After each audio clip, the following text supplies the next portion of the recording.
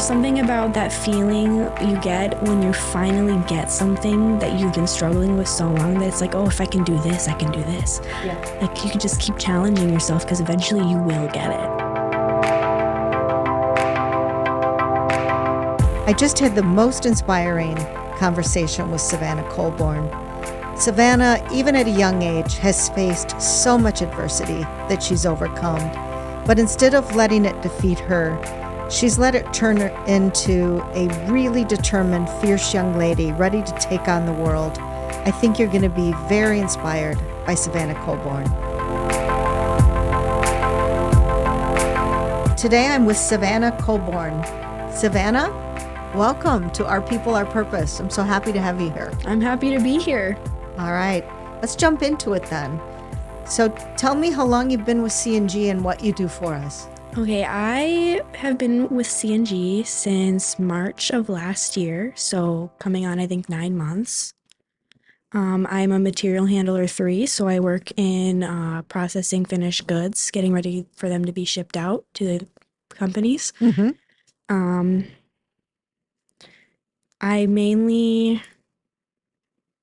I kind of do a little bit of everything except operate. I know how to run a forklift. I know how to put rolls into the system. I have been teaching my crew in packaging. They're mostly new, so I've been teaching them how to get to where I'm at and helping them grow and get better and get promoted. Mm-hmm. That's been really fun. It's definitely new. I've never really had to do anything like that before.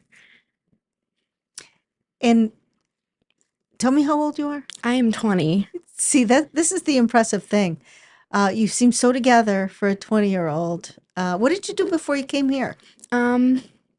I was shift lead assistant managing at Topper's Pizza, just down the block for a while. And then before then, I did some housekeeping in Duluth. Wasn't for me. Yeah. And then obviously before that, I was in high school. So again, food service, customer service. Did you eat a lot of pizza when you worked at Toppers? I ate so much pizza. Are you sick of pizza? I am do you so still like pizza? sick of pizza. I love pizza. Yeah. I'll eat it. Uh-huh. Just not that pizza. Yeah. Yeah. I could see that. But it would be tough. Maybe though, it's like working around chocolate all day. You know, after a while, the smell of chocolate is like, I don't want that. I don't think I could ever get sick of chocolate. Probably not. So tell me about growing up. You grew up here in Superior or in the Duluth area? I grew up here in this area of Superior and in the outskirts of Superior, rotating back between my mom's and my dad's and my grandma's for 13 years. And then after my 7th grade year, my mom decided that her and my stepdad were going to buy a house in Minong, Wisconsin. Minong, how far away is that? About 45 minutes to an hour, depending on traffic and speed. I went to high school there, so 8th grade up to my senior year. Very small town. That's where Jack Links is, right? Yes, that is where Jack Links. I actually went to school with his granddaughter. Oh. I know, she's a very sweet girl. Did you eat a lot of beef jerky when you lived in Minong? Surprisingly, I didn't. Yeah.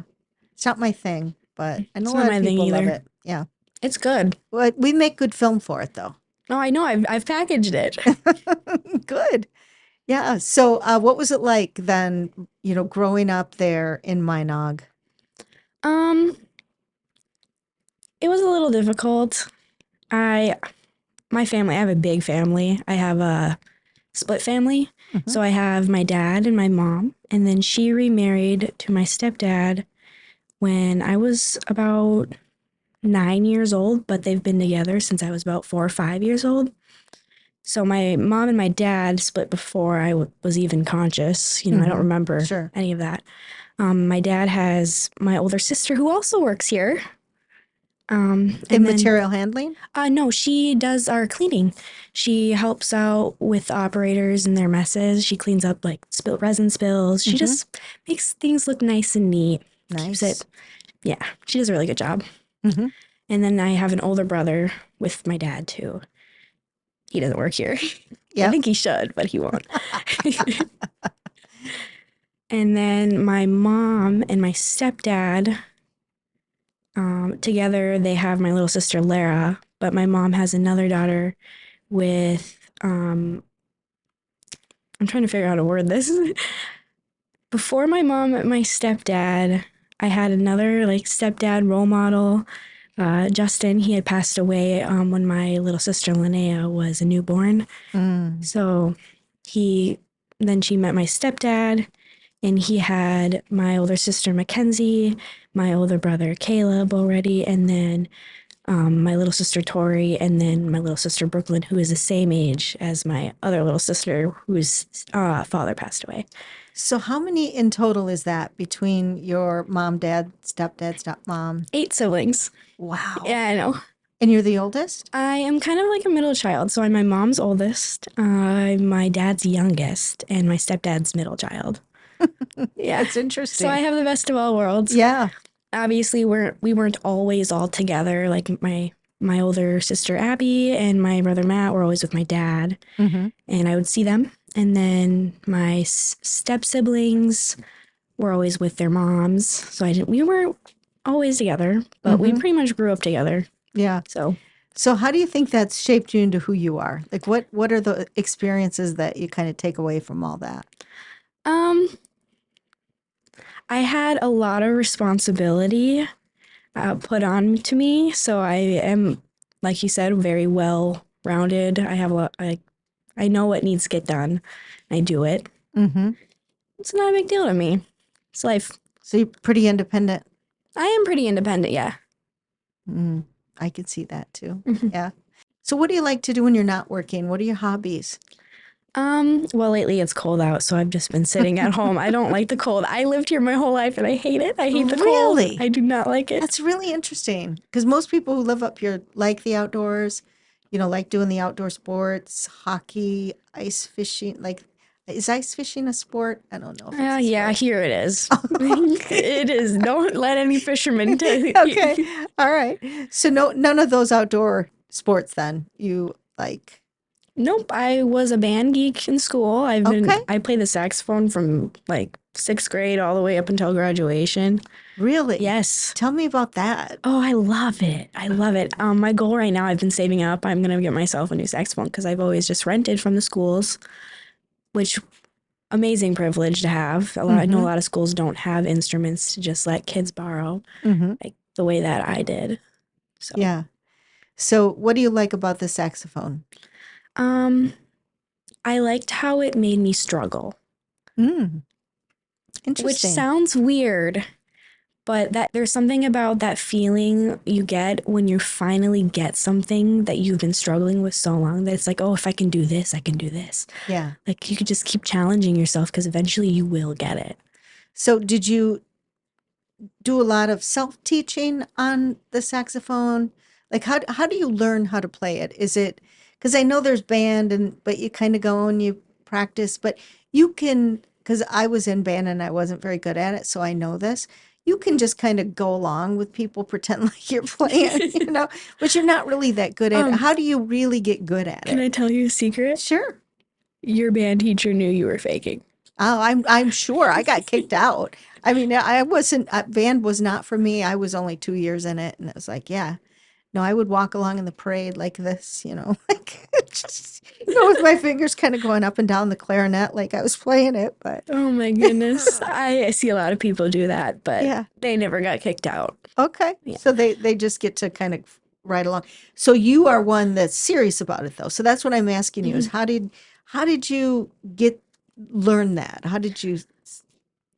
I hate to say it, I just kind of had a natural talent for it. I have been learning like how to read music and play music my entire life. I went through elementary school with a music teacher who was very passionate about children learning the arts because there are studies that show that children who learn music and learn that type of art are able to expand their brain and have success in other areas of life. And that was enough to get me hooked. I was like, I struggle with so many things in school. If this is going to help me find my focus, I want to learn it. Yeah.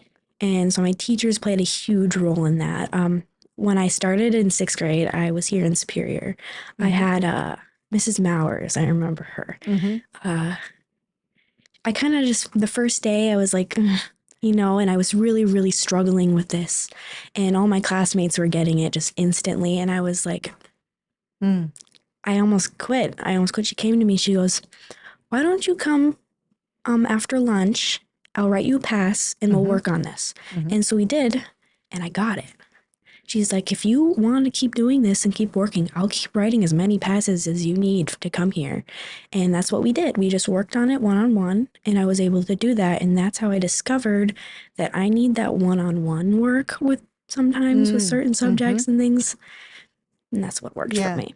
Yeah, that's interesting. Thank you for sharing that, because I think that will be helpful for a lot of people who maybe struggle not just with playing an instrument, but sometimes just like with math problems or anything. It's that sometimes just getting that one-on-one coaching helps.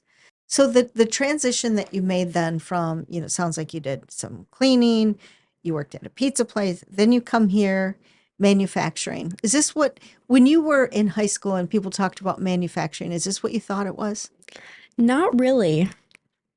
Tell me about that.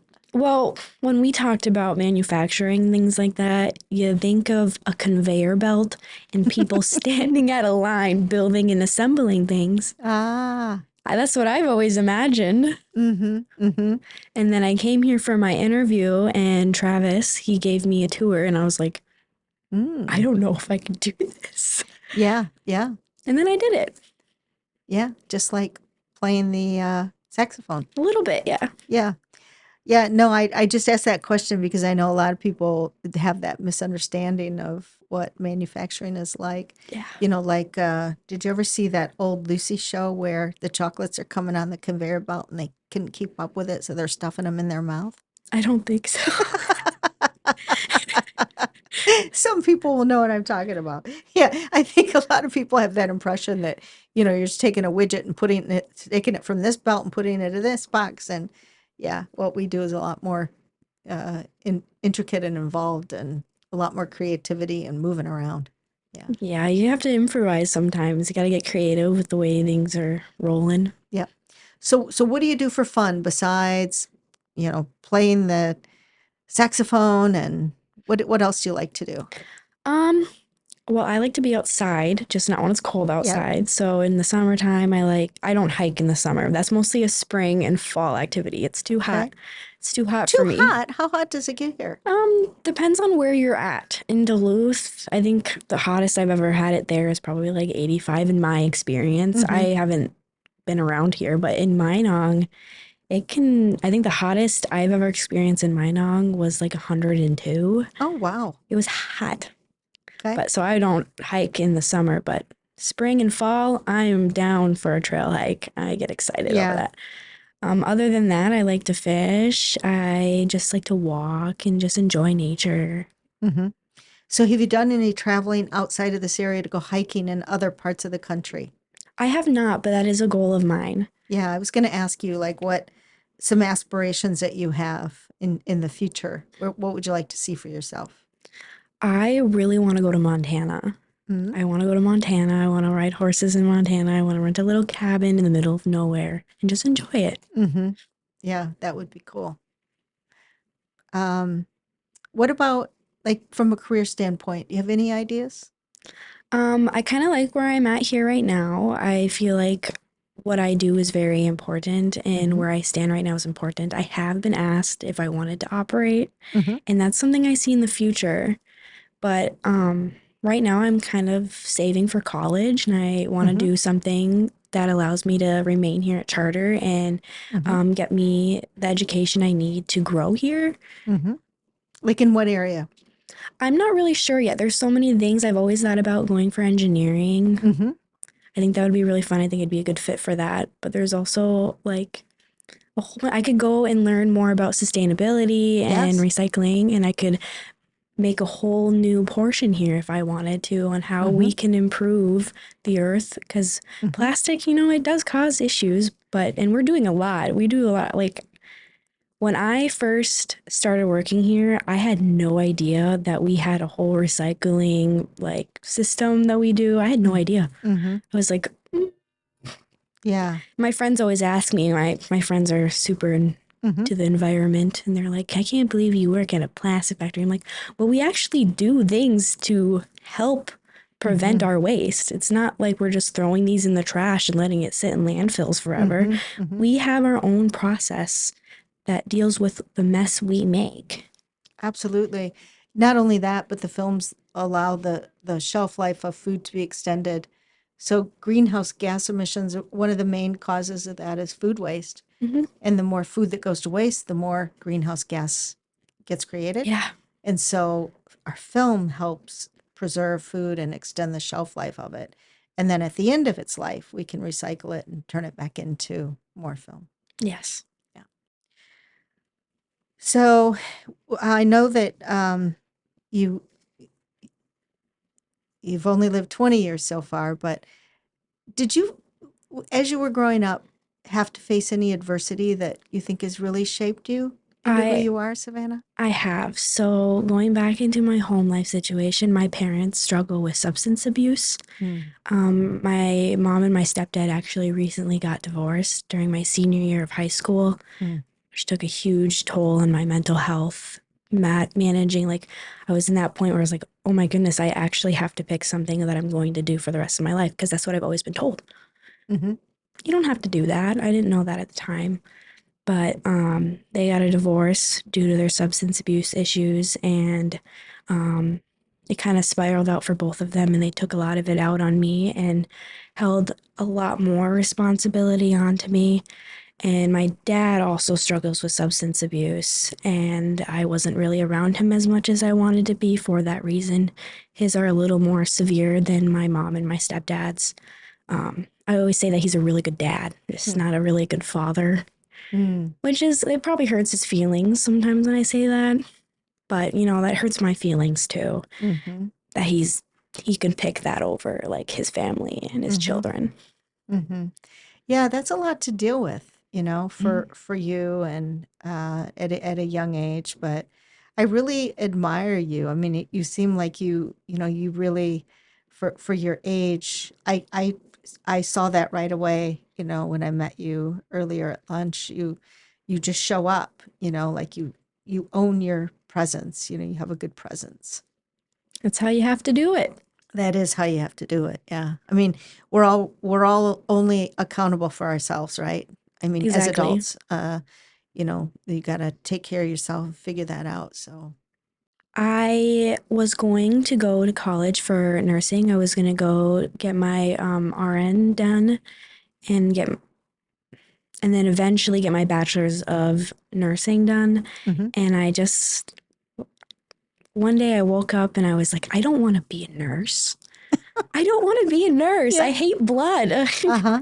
I Uh-huh. don't like taking care of people. I've been taking care of people my whole life. Yeah. Parenting my parents, parenting my siblings. I don't, for the first time in my life, I didn't have someone nagging me to do something for them. And I was like, I'm not doing this for me. I'm doing this for my parents. This is what they Mhm. want me to do. And Mm. I pulled my application and I just started working and finding myself and who I truly wanted to be. And my mom was so mad at me. Mm. She's like, you are so smart. You are so clever. You could do so much more. You could do it. I'm like, I don't want to do it. Mhm. And it's not about me being lazy or me being unmotivated. I don't see myself doing that. Mhm. Yeah, that's great. I think it's really important that people find their sweet spot, find what they're good at and what they love doing. Because if you're doing what you love, you're going to thrive at it and do a great job and be happier. So Definitely. good. So I can see you're independent. You got a good head on your shoulders. You're focused on the future. It's really exciting to have you on the CNG team. Yeah, I'm really happy to be here. I really like it. Yeah.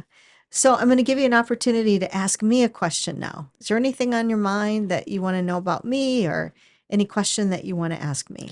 I kind of want to know more about your timeline, like how you got into the position you're in. Hmm. All right. Well, I um I I started I've been in manufacturing my entire career. So 40 years I've been in manufacturing. And I started out well, actually, the first year that I was in business, I was in the accounting department. I was only there for a year. That really wasn't for me, but it gave me like a good understanding of what happens in accounting. But from then I went and I had the opportunity to do several different things in manufacturing. I was um, a quality engineer, a materials planner, production supervisor, and really learned all of the different parts of what goes on in the plant floor and operations. And then from there, I became a plant supervisor and then a plant manager. And then just kind of kept moving up the ladder in manufacturing. I was after I was plant manager, I became a general manager. And that's where you're responsible for not only the plant, but also the P&L. So the commercial side of the business, the engineering, the strategy, figuring out how to grow it. And then, from there became a president and then a CEO. Yeah. So, my foundation is on the plant floor, like learning everything I can about manufacturing and how business runs and how business makes money. So sky's the limit for you, Savannah. Give you a CEO someday. I sure hope so. Otherwise, I might be doing this for nothing. Yeah, No, absolutely. not for nothing. There's No, always the experience. there's always the This experience. job has definitely matured me quite a bit. Yeah, that's good. Yeah, I remember when I came in for my interview, they were like, well, how did you hear about C&G? And my old roommate had been working here, and then my sister started working here. Mm, And I went through a lot of struggle with toppers. They weren't paying me fairly compared to other employees. And I'm a really hard worker. I take pride in that. But I'm not going to give my full ability to a place that's not going to appreciate me. hmm So I left and I Yeah. came here. And I was like, I've always wanted to work here. I've known I wanted to work here. I just wasn't able to. I wasn't mature enough to be able to handle the stress that comes with this job, which hmm there is stress that comes any job. But in the position that I'm at now, I do have a pretty large influence on my newer team members. And I don't think I would have been able to handle that like this time of Mm, last year. mm. Well, it's great. It's great to see your progress, just like learning to play the saxophone, right? Mhm. You're just getting stronger and better at what you do here for us at C&G and Mhm. and becoming a great role model. Savannah Colborn, you inspire me. You inspire me too. Thank you. Thank you.